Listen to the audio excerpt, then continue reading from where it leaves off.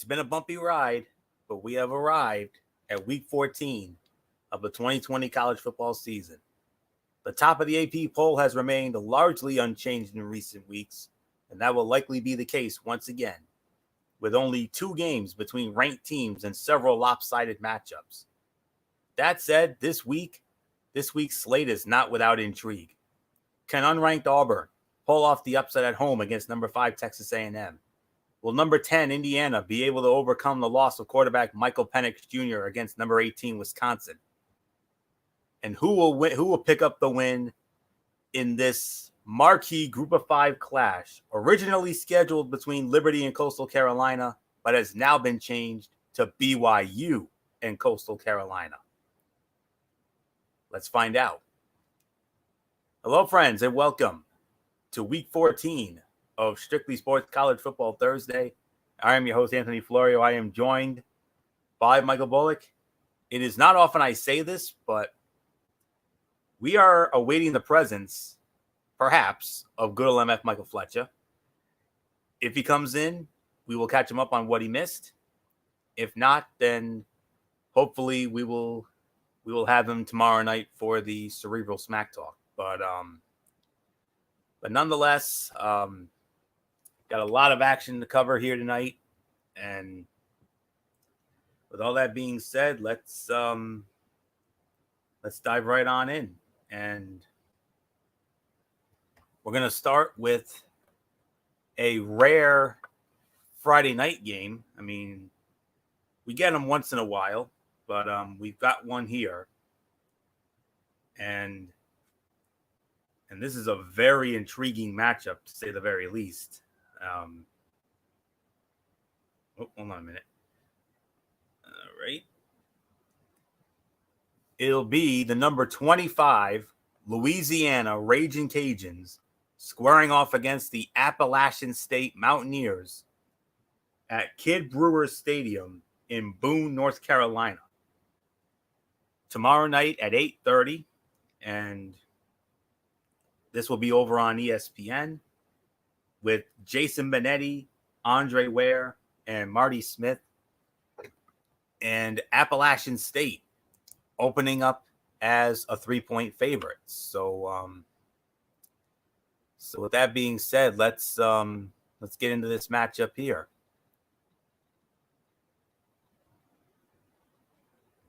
I'm sorry, I'm trying to find it here. I don't see it in my notes here. Well, unless it's a higher ranking, perhaps. But oh no, I got it. The Raging Cajuns ran it up last week in a 70-20 victory over Louisiana Monroe, while Appalachian State scored a convincing 47-10 win of its own over Troy. The Mountaineers' running game was silenced earlier this year in losses to Coastal Carolina and Marshall, and quarterback Zach Thomas was unable to pick up the slack when called upon to carry the offensive load. The Louisiana defense is capable of the same disruption. I'm going with Louisiana to win this game.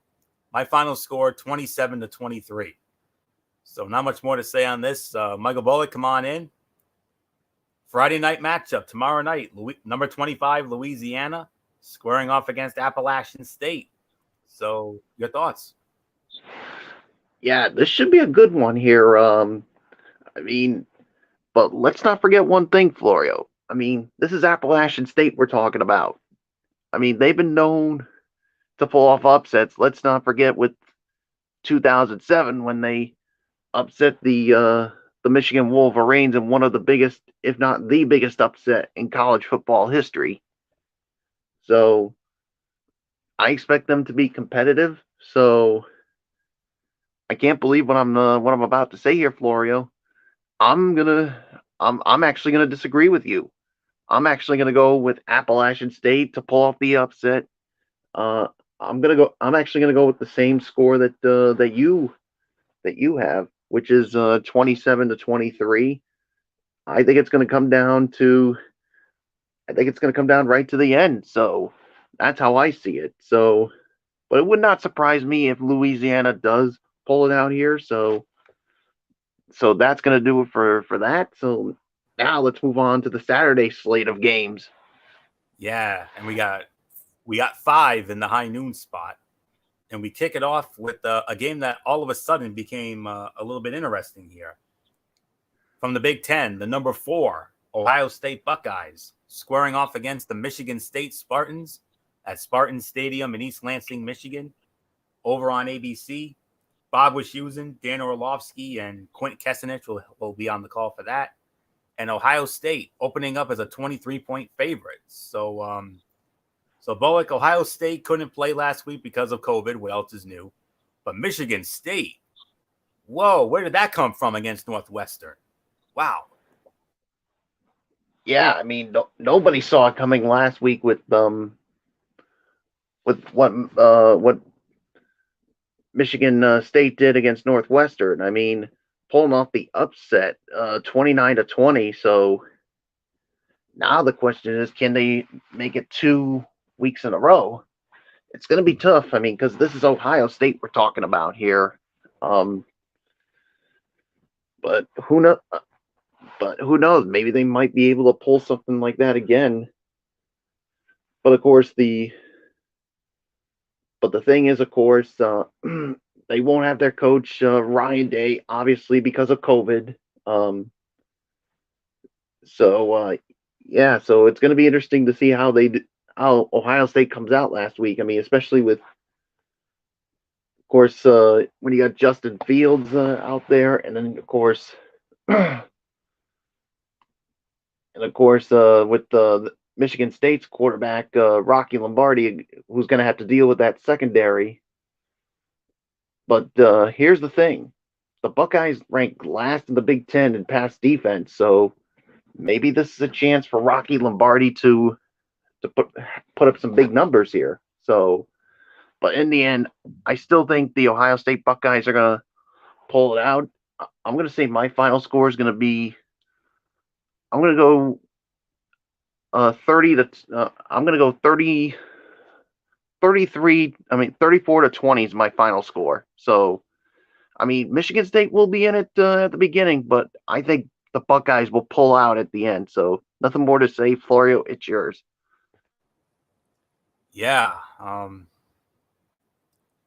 Nobody saw what happened against Northwestern coming. I certainly didn't. We all didn't see it, but it happened. But anyways, after upsetting undefeated Northwestern last week, Michigan State will have a chance to shake things up atop the Big Ten standings once again when Ohio State visits East Lansing this Saturday. The Spartans forced 4 turnovers en route to last week's victory, but they had just 1 takeaway through their first 4 games. So that speaks more to careless play on Northwestern's part than anything else. As long as Justin Fields doesn't get careless, this should be a cakewalk for the Buckeyes. So I'm going with Ohio State to win this one. 38-21. Ohio State beats Michigan State. So not much more to say there. Let's move on to our next matchup from the high noon window. The number 5 Texas A&M Aggies squaring off against the Auburn Tigers at Jordan-Hare Stadium in Auburn. This game will be over on ESPN. Sean McDonough, Todd Blackledge, Todd McShay, and Allison Williams will have the call. Texas A&M opening up as a 7-point favorite. And Auburn has been outclassed by top-tier opponents in Georgia, 27-6, and Alabama, 42-13 already this year. And its 5 wins have all come against teams 500 or worse. Meanwhile, the Aggies' defense has been utterly dominant of late, with just 10 points allowed in the team's last 2 games. The Tigers are poised to embrace the role of spoiler in this one, but they simply haven't shown the offensive ability to come out on top against one of the best defenses in the nation. I'm going with Texas A&M to win. My final score, 24-10. Michael Bullock, what says you? Yeah, like you said, I mean, Auburn could have a chance here, but the thing is, Texas A&M, I think they're just too good. Maybe Auburn will be able to hang with them at the beginning, but like I said, I think Texas A&M is going to pull out at the end. So, yeah, so there's really nothing more for me to say except I'm going with Texas A&M to win this one as well. I'm going to go 28-10 is going to be my final score. So nothing more to say. Let's move on to the next noon game. And it will feature the number 17 North Carolina Tar Heels back at home at Kenan Memorial Stadium in Chapel Hill, as they'll be hosting the Catamounts of Western Carolina. This game will be over on the ACC network. And on the call for that one will be Wes Durham, Roddy Jones, and Lauricia Harris. And the spread, I got to tell you, I think it's the biggest spread we've had all season so far. North Carolina is opening up as a 49.5-point favorite. Ouch. That's damn near 50.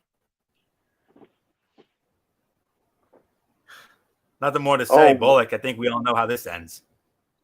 How's it going to end, JBL? How's it going to end, JBL, with that contract signing? For West Carolina, it's going to end badly. North Carolina is going to win in a total laugher.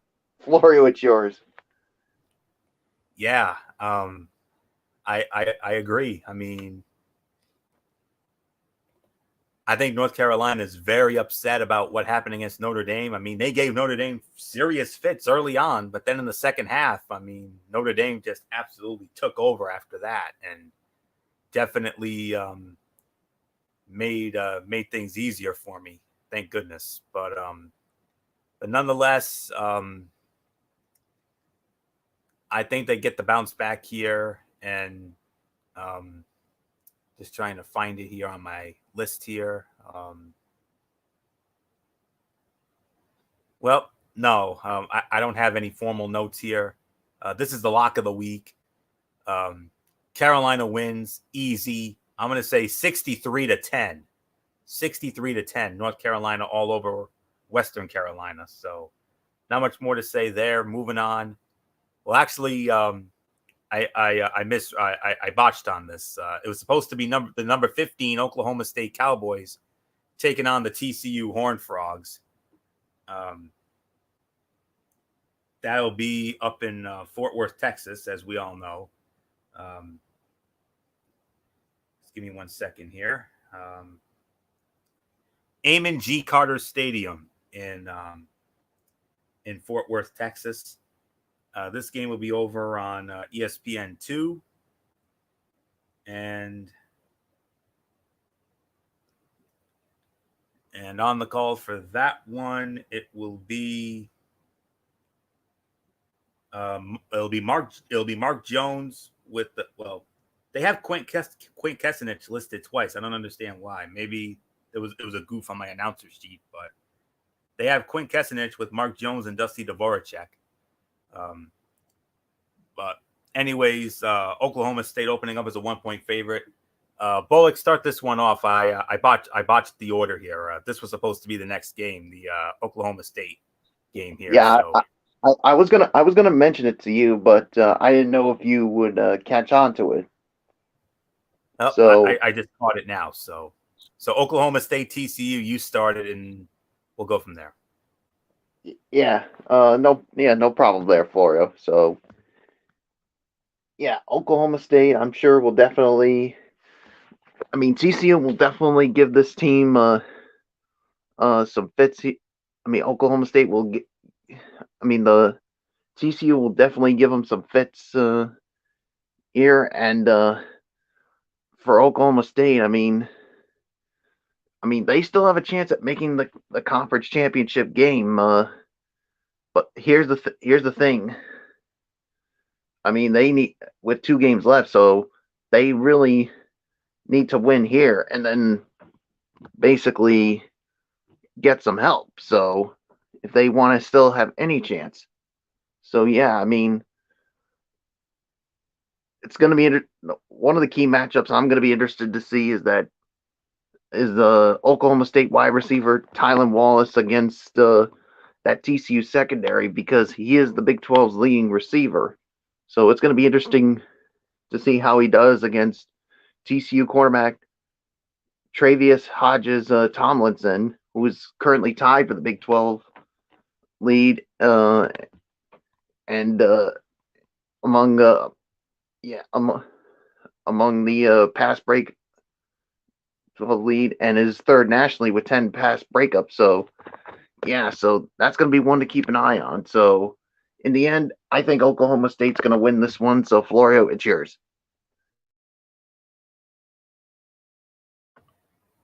With all due respect, Bullock, I'm actually going to disagree with you on this one. TCU beat Texas by 2. Yeah, TCU beat Texas by 2 points earlier this year. So the Horned Frogs can't be overlooked in this Big 12 matchup despite their middling record. The Cowboys' offense exploded for 50 points against Texas Tech last week, but it has been wildly inconsistent this year.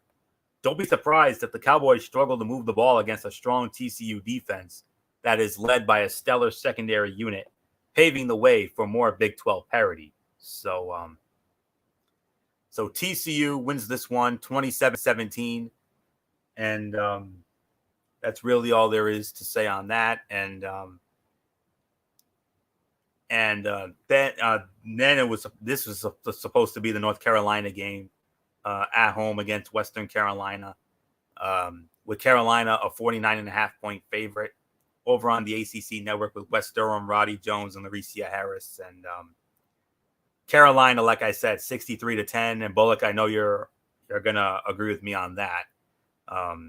So 63-10, we're gonna go with North Carolina to knock off Western Carolina. So not much more to say here. So I already started that one. Bullock agrees with me. So we're just gonna move on to our final high noon game here. Now we're back on track here. We got the number 21 Marshall Thundering Herd. They're gonna be at home, and they're gonna be hosting. Just give me one moment here. They'll be back at home at Joan C. Edwards Stadium in Huntington, West Virginia. And we can find this game over on ESPN Plus. And they're going to be hosting the Owls of Rice.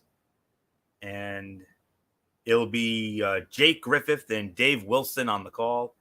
And Marshall opening up as a 23.5-point favorite. So Michael Bullock, take this one for a spin. Rice and Marshall, number 21 Marshall. Yeah, Marshall. I mean, what can you say about them? They're having a really good season up to this point, undefeated. So, yeah, I mean, who knows? I mean, they could be in line for one of those New Year's Six bowl games. Yeah, so that's going to be interesting to see how they run the table the rest of the season. So I'm going to go with Marshall to win this one, no problem. So, Florio, it's yours. Yeah. The Rice Owls have not posted a winning record since 2014 and have won just 10 total games since the start of the 2016 season, including their 30-6 victory over a 2-7 Southern Mississippi team earlier this year. This one isn't going to be close, and it's the perfect opportunity for Marshall to shake off some rust after last taking the field on November 14th.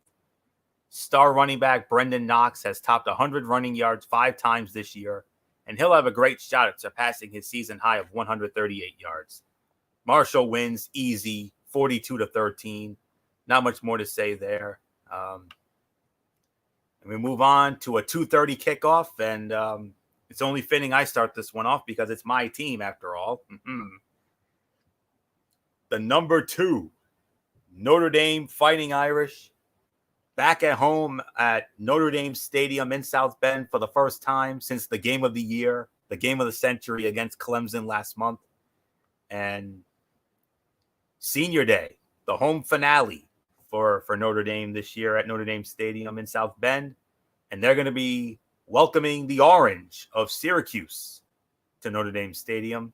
2:30 kickoff over on NBC. And we just saw these folks last Sunday night in that Chicago Bears Green Bay Packers game on NBC on Sunday Night Football. They did a masterful job like they always do. Mike Tirico, Tony Dungy, the beautiful Catherine Tappan, they'll be there. And Notre Dame, huge favorite to no one's surprise. They're opening up as a 33.5-point favorite. It's almost impossible to believe that Syracuse is just 2 years removed from a 10-3 season in which it finished number 15 in the final AP poll. However, the Orange have mustered just 37 points in 4 road games this year, and now they will square off against a Notre Dame defense that is among the best in the nation. A shutout is a very real possibility as the Fighting Irish take another step toward an undefeated regular season. And who knows, maybe one step closer to the playoff. We'll see. Notre Dame, easy win. Another one of the locks of the week. Notre Dame should have no trouble with Syracuse whatsoever, especially after that dominant second half against North Carolina last Friday. So nice little tune-up before we close things out next week against Wake Forest in that makeup game from September 26th. So Notre Dame, easy win, 45-7, all Notre Dame, all the time. And I'm going to enjoy every minute of it. So not much more to say. Michael Bullock, Notre Dame, impressive second half against North Carolina. Now they got the doormat of the ACC coming in on senior day. Tailor-made for Notre Dame to win this one. Oh, yeah, it's definitely tailor-made for Notre Dame to win this one. But, yeah, they got to keep the momentum going if they want to get into that college football playoff. And let's not forget another thing, Florio, that we found out this week with Notre Dame. I'm sure you heard about it. Try me on it anyway. I just want to be sure. They're already in the ACC championship game. Oh, yeah, that's right. Yes, indeed. Yeah, because of all the things that we've seen with the standing. They hold the tiebreaker, so they've already clinched a spot in the ACC title game. So, yes, sir. But the thing is, they need to keep this momentum going if they want to build some momentum going into that ACC title game. And of course, to get that spot in the college football playoff. So, Notre Dame wins handily and keeps that momentum going into that regular season finale and then the ACC title game, no matter who they play. So, there's nothing more to say. Florio, let's move on to the 3:30 slate of games. And we got 5 more of those. So here we go. And we're going to start it off. It's not often I say this, but I'm going to say it anyway. The first half of a rare SEC on CBS doubleheader. So nice. We're going to get to see it twice. Well, except for me, because my Dish Network took away CBS because of a contract dispute with Nexstar. So unfortunately, I won't get to see this on TV. Unfortunately, but it is. Boy, that sucked for you. Yeah, since 7:00 last night. So hopefully they'll get a deal done soon enough, and I'll get all my CBS programming back. So very hard, but it is what it is. But Bullock, you'll at least get to see it. It's the first half of a rare SEC on CBS doubleheader. And it will feature the number 6 Florida Gators as they will head into Neyland Stadium in Knoxville as they visit the Tennessee Volunteers. And on the call for this one, the main crew, you'll see them later. But for this first matchup, it'll be on loan from the CBS Sports Network. Their A team, Carter Blackburn, Aaron Murray, and our old friend, Jenny Dell. Yes, sir. So, and Florida opening up as a 17-point favorite. So Bullock, Florida, they're cruising along. Meanwhile, Tennessee, they had a nice start, but then they self-destructed. So Florida and Tennessee, how do you see the first half of this SEC on CBS doubleheader playing out? And there's a lot at stake for this one. Well, for the Florida side, Florio, because let me guess. If they win, they're in the SEC championship game. That is correct. If they win, they clinched the SEC East and a spot in the SEC title game. There you So go. yeah, so that's going to be big for them. So Huge. yeah, so they need to continue that momentum going. I mean, if they want to get into that, and the thing is, the Gators' high-powered offense is going up against a Tennessee defense. Well, let's just say they're not doing that. They're basically 79th nationally in allowing 200 and almost 244 yards a game, and Tennessee is also giving up 31 points a game. All I can say is this is definitely got the recipe for a big day for Kyle Trask, and of course his star tight end Kyle Pitts. So yeah, it's going to be a long, long day for that Tennessee defense. So I expect Florida to win this one handily and clinch a spot in the SEC championship game. So Florio, it is yours. Oh yeah.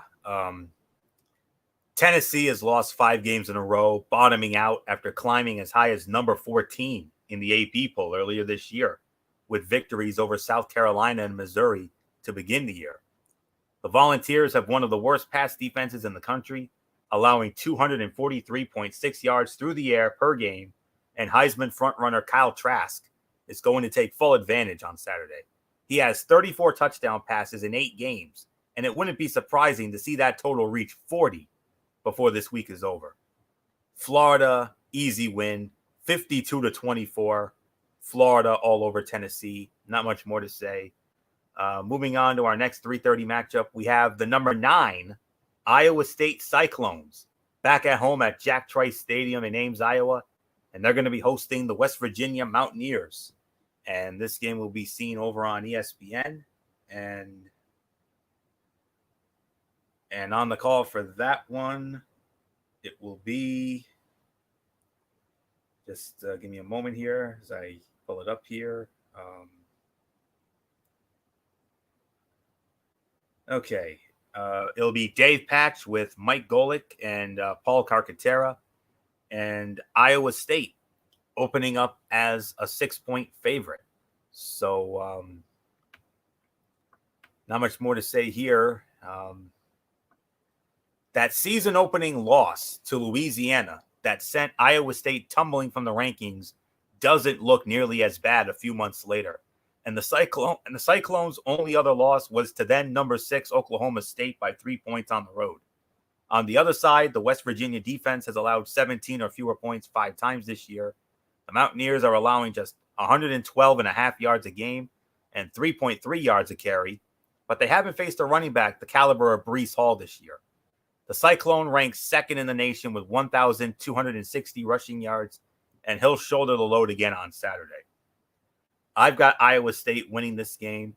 My final score, 30-21. Iowa State knocks off West Virginia, keeps their winning ways going, and should put them within one step of, if not in the Big 12 championship game. So not much more to say. Michael Bullock, I mean, Iowa State, I mean, what can you say? I mean, last Friday, their biggest win in recent history when they went into Texas and beat Texas. They beat West Virginia. They're practically almost all the way into the Big 12 championship game. Yeah, I mean, yeah, West Virginia could present a challenge for Iowa State. I mean, some people say this could be a cakewalk, but we'll have to wait and see. But I think this is going to be a tough one for them. But in the end, to me, I think Iowa State. Now the thing is, Iowa State. I mean, they can clinch a berth in the Big 12 championship game on December 19th, Florio. If any of the following happens, here's the thing, Florio. Iowa State's got to take care of their business with West Virginia.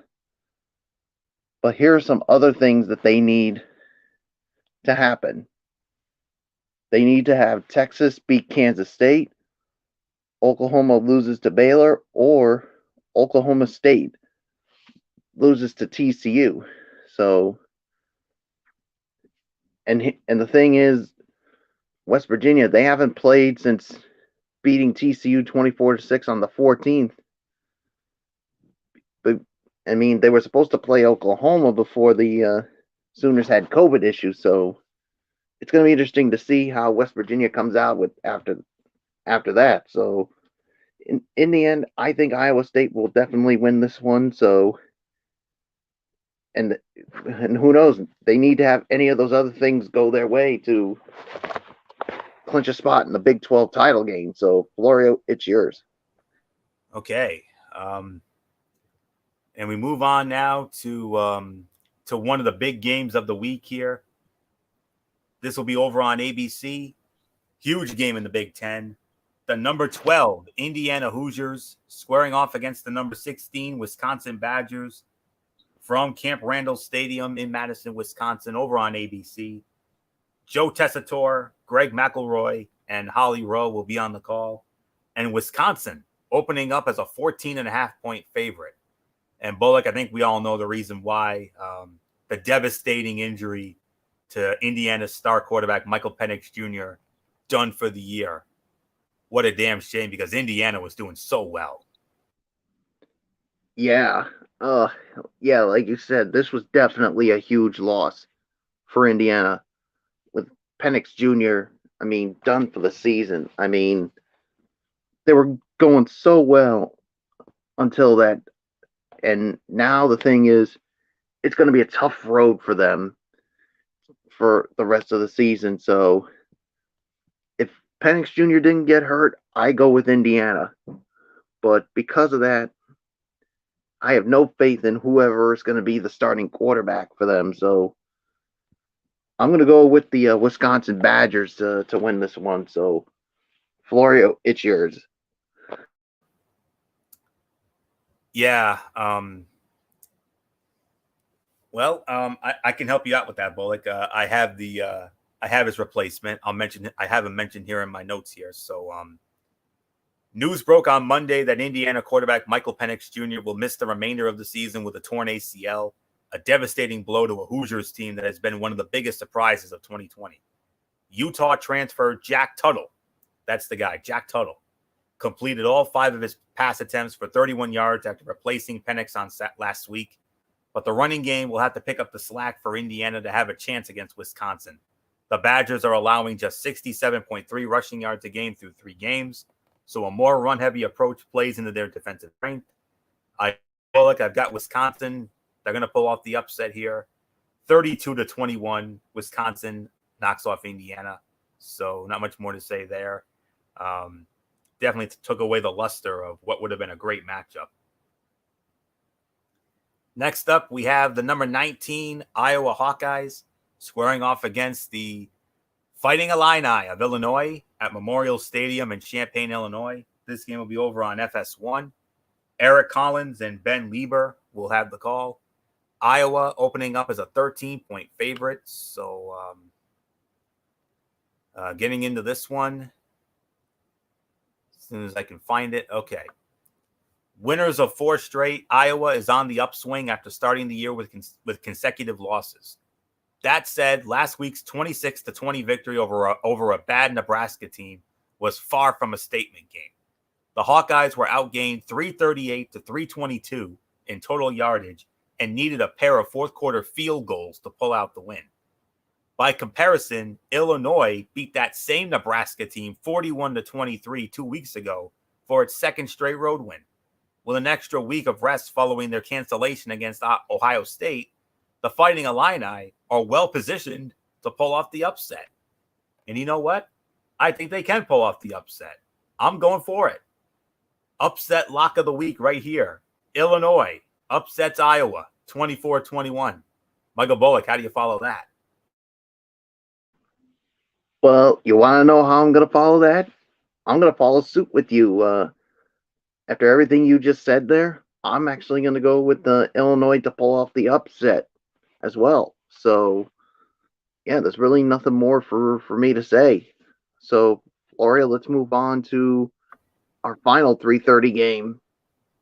Yes, and it will be the number 24 Tulsa Golden Hurricane. Yes, Tulsa in the top 25.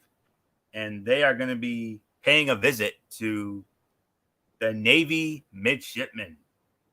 And that game will be played at the Navy Marine Corps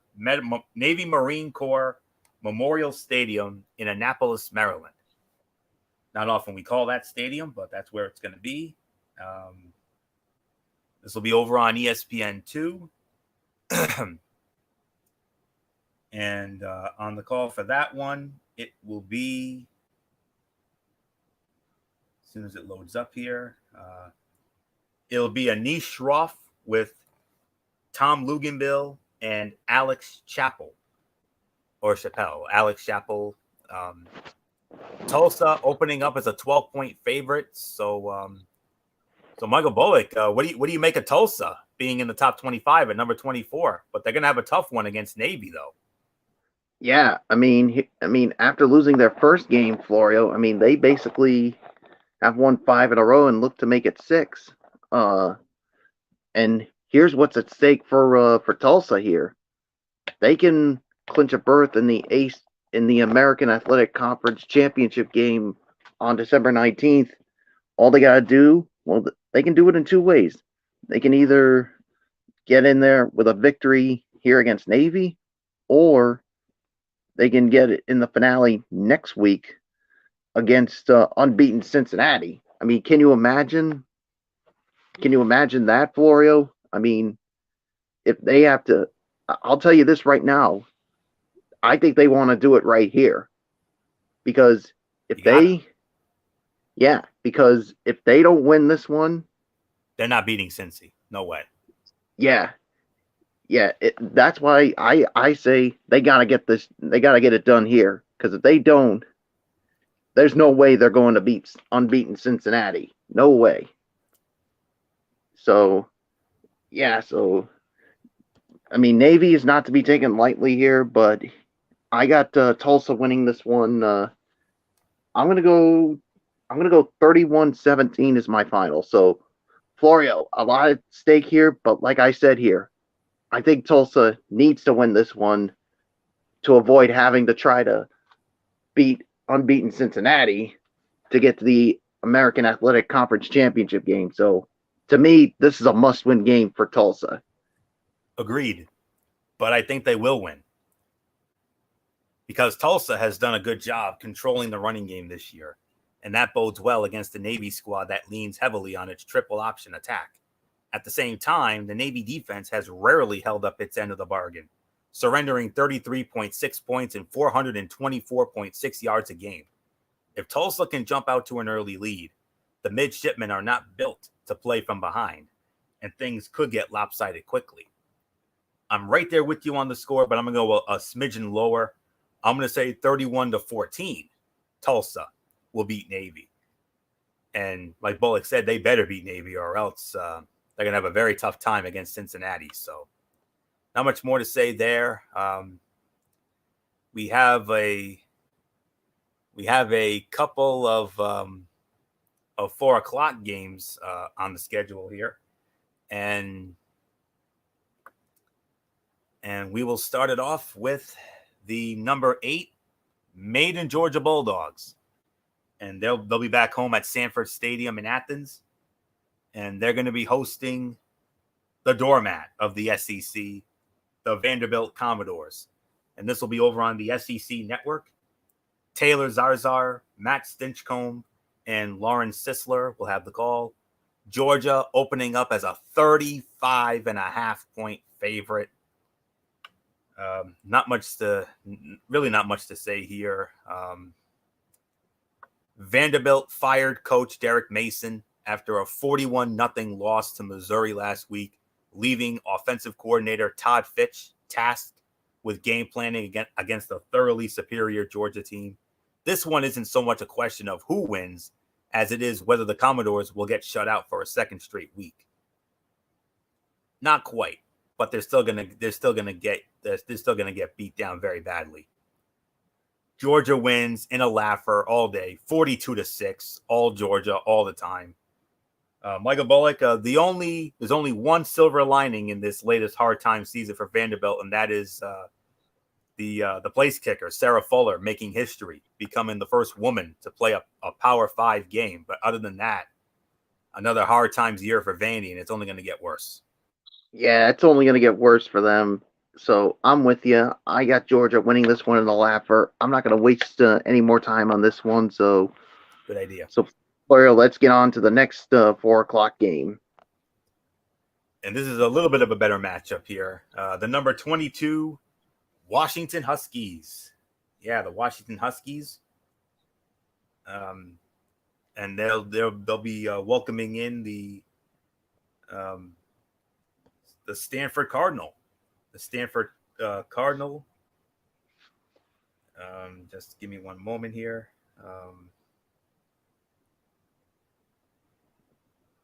And they'll be playing at Husky Stadium in Seattle, the Alaska Airlines, formerly Husky Stadium in Seattle, Washington, over on Fox, and on the call for that one, I do believe Joe Davis is working this game. Let me double check on that. Yes, Joe Davis and Mark Helfrich will be on the call. Washington opening up as an 11.5-point favorite. And Bullock, Washington, they played against Utah. They fell behind. They overcame a humongous deficit to win. They're 3-0. Can they keep it going against Stanford as they perhaps they could be the team to beat in the Pac-12 now?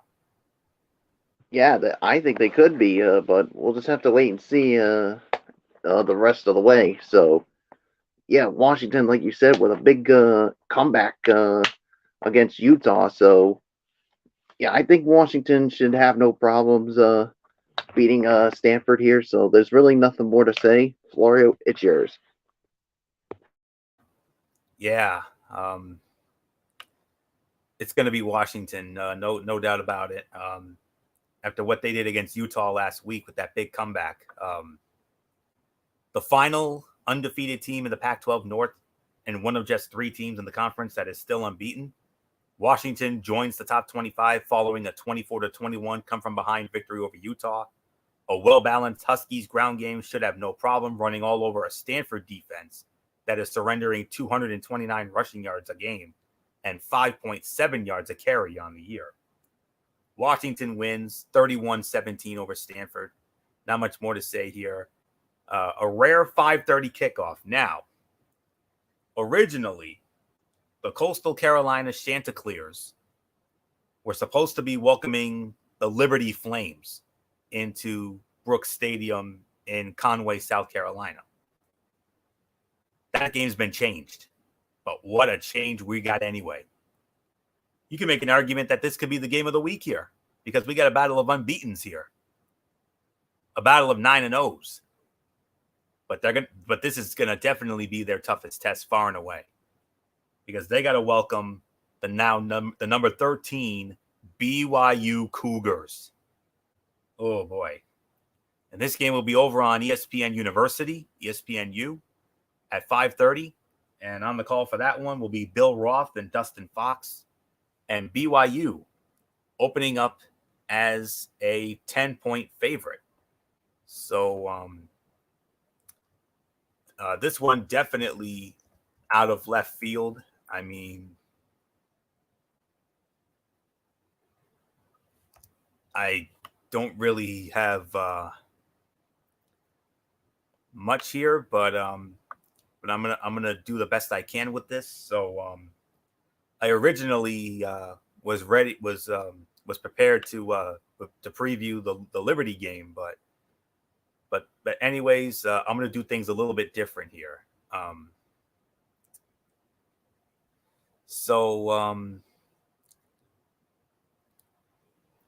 Okay. This was able to happen after Liberty couldn't go against Coastal Carolina. But in terms of national attention and importance, this is an upgrade of a game. BYU is a machine. It hasn't shown even the slightest crack so far, as it destroys team after team. Coastal Carolina is a machine. It's been pushed and challenged a bit, but that's a positive. Against mediocre teams, there haven't been any problems. If there's any team that can handle getting on a plane, traveling across the country to face a totally foreign foe, and having to pull out a game plan at the last season or the last second, it's BYU. Both teams will play well, and both will prove they're the real deal. But BYU has the next level quarterback in Zach Wilson. The lines are going to be a bit stronger, and it will be a tough win for the visitor as the offensive balance will be a wee bit better. The Cougars will take over in the fourth quarter, but it'll be a terrific game. As much as I would love to see Coastal Carolina keep their magical season going, I just can't see it against BYU. Even though they're at home, I still can't see it. BYU's just too damn good. But they will most certainly give BYU the most fits of any opponent so far. BYU steals one, ekes it out. BYU wins 30-23. So not much more to say here. Michael Bullock, sleeper game of the year right here. 9-0 BYU, number 13. 9-0 Coastal Carolina, number 18. Something's got to give. Yeah, this is going to be a challenge here for Coastal Carolina to prove they are indeed that Cinderella team, going up against a BYU team that also looks good here. So, yeah, I wouldn't be surprised if Coastal Carolina can pull off the upset, but BYU, to me, they look like they're the better team here. So I'm actually going to go with BYU winning this one as well. So, yeah, so now let's get into the primetime slate of games. Yes, sir. And we started off with a 7 o'clock matchup with the now number 23 Oregon Ducks. Oregon coming off that upset loss to Oregon State in the Civil War, and they'll be heading to California Memorial Stadium in Berkeley, California, to take on the Cal Golden Bears, and this will be over on ESPN, and on the call for that on the call for that one, it will be Dave Fleming, Rod Gilmore, and Taylor McGregor. Oregon opening up as a 9-point favorite. Michael Bullock, we broke the news when I believe it was when we did the last Cerebral Smack Talk. I interrupted and cut in and said that Oregon had lost to Oregon State in the Civil War. Oh, man. And you can only imagine going into Cal, they're going to be taking their frustrations out on Cal after that very embarrassing loss. Oh, yeah. Oregon is definitely going to be fuming after losing the Civil War to Oregon State. And they got a chance to take their frustration out on a winless Cal team. So, yeah, so this is not going to be pretty here. I got Oregon winning this one big and coming back in a big way. So, Florio, it is yours. Oh, yeah, it's Oregon. No doubt about it. The Ducks' playoff hopes were squashed last week with a 41-38 loss at Oregon State in the Civil War. And that first loss seemed like an inevitability after a less than dominant showing during their 3-0 start. Despite the loss, Oregon quarterback Tyler Show is poised for a big game against an overmatched Cal defense in what should be a multi-score win if the Ducks can put last week in the rear view and play up to their potential. Oregon rolls 37-20 all over Cal, so not much more to say here. Next up, the ABC Saturday night game of the week. The number 3 Clemson Tigers squaring off against the Virginia Tech Hokies at Lane Stadium in Blacksburg, Virginia. This will be over on ABC. And of course, who else would it be? Who else would it be other than Chris Fowler, Kirk Herbstreit, and as it stands, Maria Taylor. So Fowler, Herbie, and Maria will be at Lane Stadium for this one. Clemson opening up as a 22-point favorite. So yeah. The Hokies have lost 3 straight entering this game, including a 47-14 trouncing at the hands of Pitt 2 weeks ago. They spent 5 weeks hovering around the bottom of the AP poll earlier this year, but they have clearly not lived up to those expectations. Pitt quarterback Kenny Pickett threw for 404 yards against the Hokies, while the running game averaged 4.8 yards a carry and scored 3 touchdowns. Sounds like it's going to be a long night for the Virginia Tech defense against the 1-2 punch of Trevor Lawrence and Travis Etienne. Clemson all night, no doubt about it, easy win, 45-19. Clemson all over Vatek. Not much more to say. Michael Bullock, Clemson's back and back in a big way after that demoralizing loss to Notre Dame last month. Yeah, and yeah, they're back in a big way, and yeah, I got Clemson winning this one big. It's going to be a big day for Trevor Lawrence. So there's really nothing more to say. So let's move on to the 8:00 slate of games, and we start off with the second half of the doubleheader on CBS. Yes, sir. We were supposed to have this game on November 14th, but like everything else, COVID put the kibosh on it. But thankfully, all systems are go for this one. It's not going to be as exciting as the 5-star classic they had a year ago, but you know, it is what it is. There's still a lot of history between these two. The second half of that rare SEC on CBS doubleheader primetime action, the number 1 team in the land, the Alabama Crimson Tide, and they're going to be squaring off against the LSU Tigers at Tigers Stadium in Baton Rouge. And this is where you'll find the A team of the SEC on CBS. Brad Nessler, Gary Danielson, Jamie Erdahl. Alabama, a 28-point favorite. Michael Bullock, needless to say, this game is going to be nowhere near as close as that 5-star Shakespearean drama classic they had a year ago. Or any of the other matches they've had. And of course, the big story here, they get their coach back. Nick Saban returns after his bout with COVID again. So that's a huge plus for them. So yeah, there's nothing else for me to say except this is going to be roll, tide, roll all day long, or all night long, I should say. So, Florio, it's yours. Let's not forget those 2 little words that we always like to say with Bama. Next victim. Next victim. Yep, and that's clearly going to be the case here. This was a matchup of 2 undefeated teams in the top 2 teams in the AP poll 1 year ago, but a mass exodus of talent to the NFL has left LSU a shell of the team it was a year ago. The Tigers turned it over 3 times against Texas A&M last week, and 2 different quarterbacks combined to complete just 23 of 47 pass attempts. Expect more of the same against the Crimson Tide's dynamic defensive unit, and Mac Jones will continue to pad his Heisman resume on the offensive side. 42-20, Alabama all over LSU. Not much more to say there. Moving on to our next matchup, and it'll feature the number 10 Miami Hurricanes, the U. And they're going to be heading to Durham, North Carolina to face the Duke Blue Devils at Wallace Wade Stadium in Durham, North Carolina.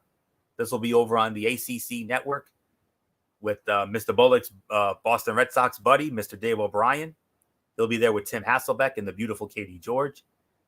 Oh, by the way, it's her birthday today. Happy birthday, Katie George.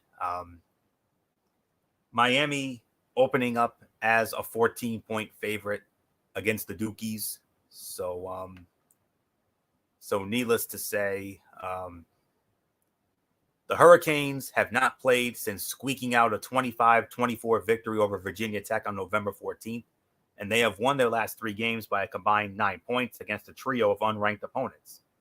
That said, they shouldn't have any trouble running it up against a Duke defense that has surrendered 56 points in back-to-back games.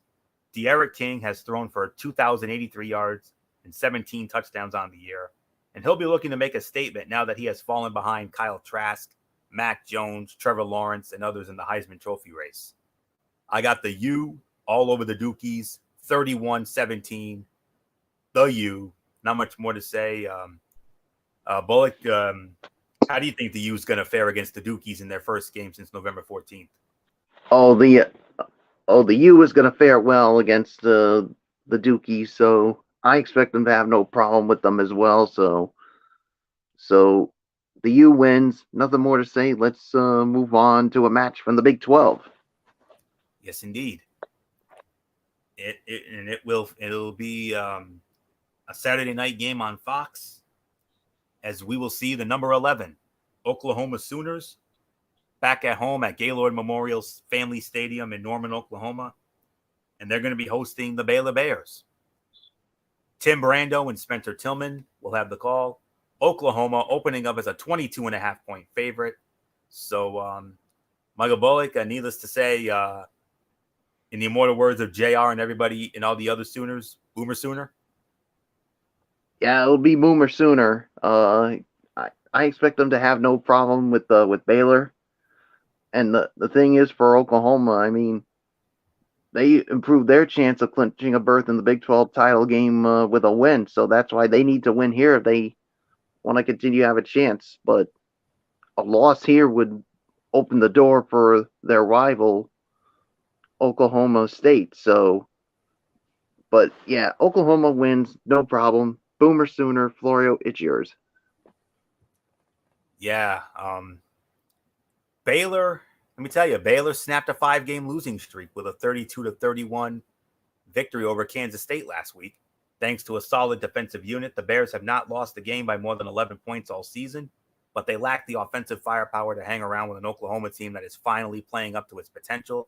The Sooners have scored 165 points the last 3 weeks, including a dominant 41-13 victory over Oklahoma State 2 weeks ago in the Bedlam game that saw Spencer Rattler complete 17-24 passes for 301 yards and 4 touchdowns in the best all-around game of his collegiate career. This one won't be close. 38-20, Oklahoma all over Baylor. Not much more to say there. One game left, and it's not often we say this, but we actually have a rare Sunday night game, believe it or not. A Sunday night game, and it will be over on FS1, featuring the number 20 USC Trojans. They'll be hosting the Washington State Cougars at the Los Angeles Memorial Coliseum in LA. 7:30 kickoff on Sunday night over on FS1. Alex Faust and Petros Papadakis will be on the call, and USC opening up as a 13.5-point favorite. So, needless to say, as I'm trying to find it here. Okay. USC now sits atop the Pac-12 heat following Oregon's loss last week. After winning their first 2 games by a combined 5 points, the Trojans scored a 33-17 road win over Utah 2 weeks ago to cement their place atop the conference standings. The Trojans forced 5 turnovers in that victory, and they should feast on whichever freshman signal caller winds up under center for Washington State in this game. USC wins 34-21. Michael Bullock put a bow on it. Yeah, I got USC winning this one. I'm gonna go with the same score as well. They should have no problem here, so there's really nothing more to say. Florio, let's put a bow on this show. And before we do, going over the slate for next week, when it comes to this program next week, we got some very good matchups now. We got a lot of exciting matchups next week. We got a lot of big time matchups this week. Next week rather. How about North Carolina against Miami, just to name one? Oklahoma against West Virginia. The game, Michigan and Ohio State. LSU against Florida. Wisconsin against Iowa. Cincinnati and Tulsa. Bullock mentioned it earlier. and Washington and Oregon. Just some of the marquee games that will go down next week, and we'll bring it to you right here on this program. So, unfortunately, we didn't have good old MF Michael Fletcher. I don't know what happened with him. I do hope everything is okay with him. I don't know what's going on with him, but maybe it was work related. very possible. Might have had work commitments beyond his control, maybe. I don't know. But hopefully we'll have him back with us tomorrow night for the Cerebral Smack Talk. And I'm sure we'll have Dede Woodson with us. I don't know if MF will be here. If he is, then he'll obviously host. But if not, then I'll probably have to fill in again. But with or without MF, we'll start the show. I believe we should start the show paying our respects to the late great Pat Patterson, who passed away the other day, and we'll also review Friday Night SmackDown, and we'll also preview NXT Takeover War Games. That'll be tomorrow night. Saturday, that's now up in the air. NFL Saturday. We'll see how that goes. Hopefully we can do it. If not, then we'll have to probably kibosh it, but we'll see. No word yet on when the War Games recap will be. We'll keep you posted as soon as we get anything from that. And then we'll start it all again with Monday Night Raw, Ridiculously Raw, and Wednesday Night Mayhem, the fallout from last night's unbelievable Dynamite show, which is still being talked about to this very moment.